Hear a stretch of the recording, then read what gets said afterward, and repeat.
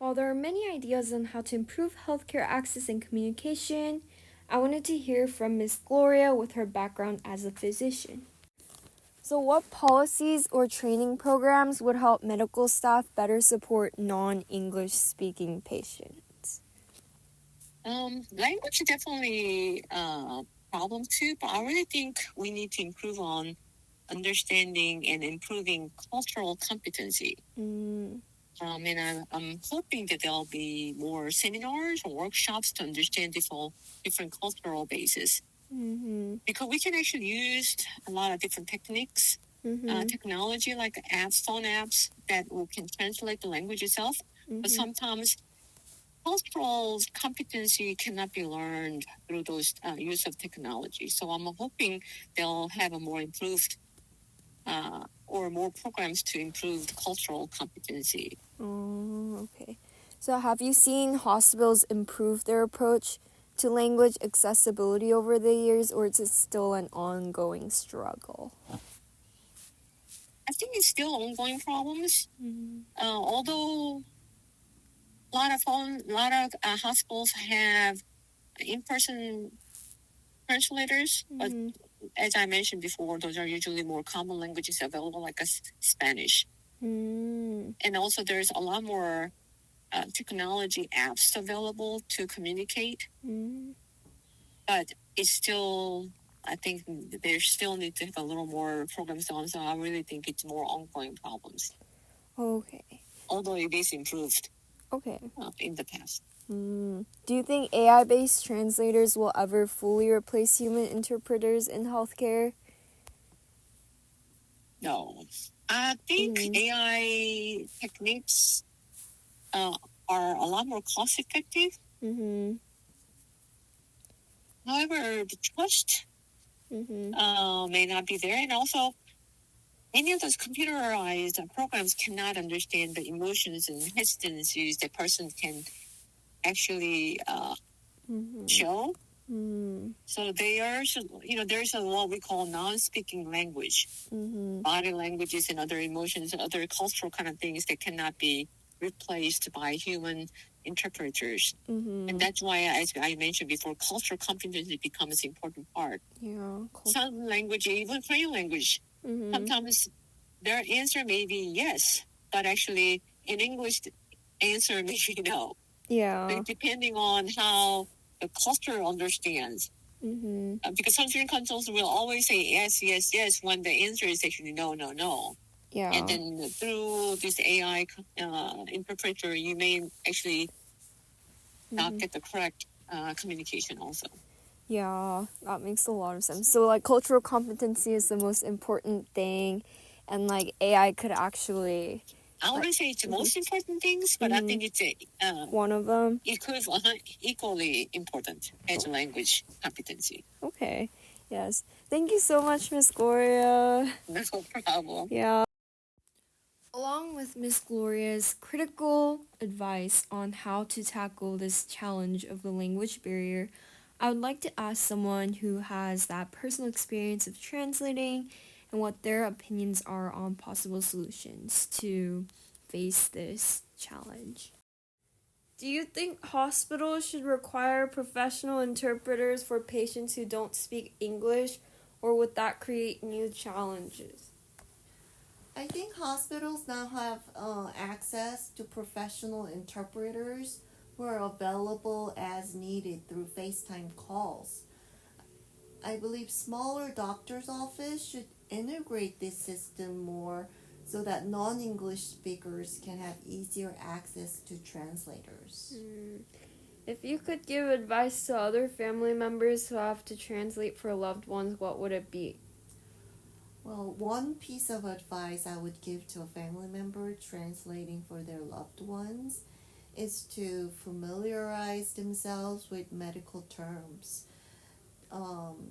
They could do that by searching medical diagnosis before speaking to a doctor, so they have some prior knowledge of what is going on. To build on these insights, I also spoke with Miss Atlas, my mentor, and also a nurse practitioner whose hands-on experience brings a unique perspective to the conversation. So, in your experience, how do language barriers affect patient care, particularly for women's health? Well, I think overall, obviously, language barriers are going to make it more challenging to even find out what the patient's needs are. But, specifically in women's health, I think that, we definitely end up with patients that are not willing to seek care or maybe struggle to seek care just because, they don't either know how or they don't understand the right ways to go about it. We see that patients are delaying like prenatal care oftentimes, or not doing their annual cancer screenings like for pap smears and mammograms and things like that, oftentimes just because they're either they don't trust us because of the lack of communication, or oftentimes they just don't even know that those are things that they should be doing, just because they don't get the answers to those questions when they're even being seen. So I think a lot of times also we end up with like miscommunication issues or patients that are misdiagnosed. They come in and they have questions about things that are more personal in women's health. They come in and they have questions about their periods, or whether it's issues with their sex life or pain or things like that. And they're either afraid to ask, or they ask those questions and we don't understand them, or we give them information that maybe they're not understanding back. So a lot of times, even with our patients, I know that we will have a lot of interpreters that are family members. So I feel like when a family member comes in and we're asking sensitive information like that, either we may not get the whole answer, or they are, they're too afraid to say things, or are too embarrassed to say things a lot of times. So if we're using the wrong interpreters, oftentimes I think we can end up with a lack of information. So it's harder to really diagnose and help them understand, the impact of everything that's going on with them. So. Okay. Yeah, that definitely makes a lot of sense. So if you could make one major change in the healthcare system to help non-English speakers, what would it be? I mean, I think if we could make one major change, I would make sure that they had access to interpreters. Yeah. I know for me, I mean, I unfortunately am not bilingual at all. And so even I think our population probably is more Spanish speaking, but we don't even have to have Spanish speaking interpreters. So if we could just legally require, to have an interpreter for whatever language it might be, I think that would probably be the biggest impact, because then the patients can ask the questions they have and get the information that they need back, and hopefully understand it a lot more. So have you seen any healthcare programs or policies that successfully improve language accessibility for patients? I mean, I think that the Affordable Health Care Act did require people, like in Medicare and Medicaid situations. I don't use a lot of Medicare and Medicaid in my office, but I think they do require that you have interpreters. So I think that has helped, at least with certain populations. But I do think like Google Translate, a lot of the, I thank goodness for technology, because that probably has helped a lot, where we can actually get online and translate things that we have questions about. I mean, often I'll get patients who come in with documents from other countries, and you can scan those documents and, get your translation through those. So that's been helpful. But, as far as really truly seeing anything that's been implemented outside of language lines and things like that, that's probably the biggest, I think, most helpful impact that I've had has been just with technology over time. Oh, okay.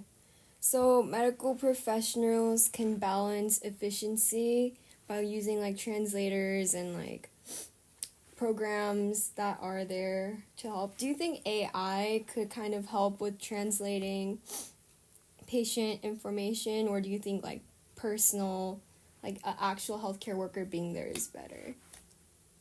I always think if there's someone there, it's better. But again, when it comes down to sensitive information, if I'm trying to assess if a patient's being abused and they've got their husband in there, I'm probably not going to get, really truthful information out of them.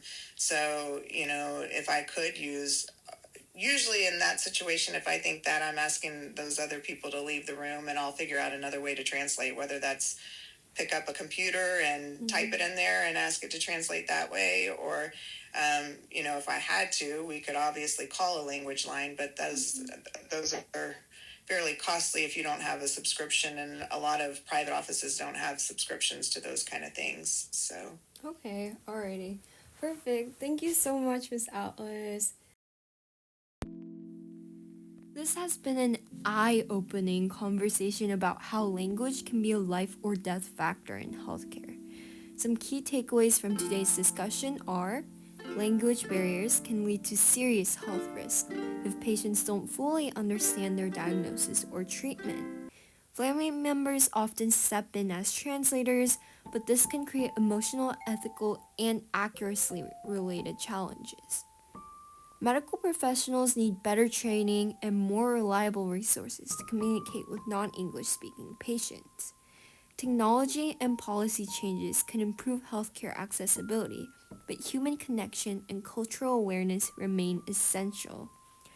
I want to give a huge thank you to my grandparents, my mom, Miss Gloria, Miss Sophia, and Miss Atlas for sharing their experiences and expertise today. To our listeners, I encourage you to reflect on how language accessibility affects people in our own community. If you have a story to share, reach out to us. Signing off, Kaylin Choi.